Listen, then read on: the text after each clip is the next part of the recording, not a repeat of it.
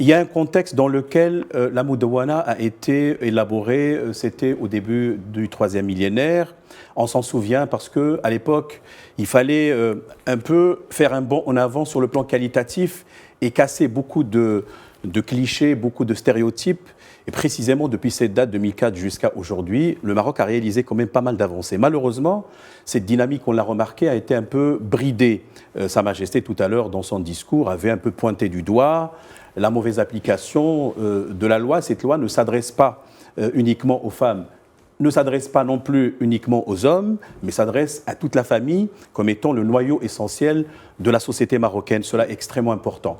Hélas, il est certes de coutume de dire que le juge a un pouvoir d'appréciation, son pouvoir est discrétionnaire, mais parfois il y a une marge d'interprétation qui, au final, ne respecte pas l'âme du code, on va dire ça.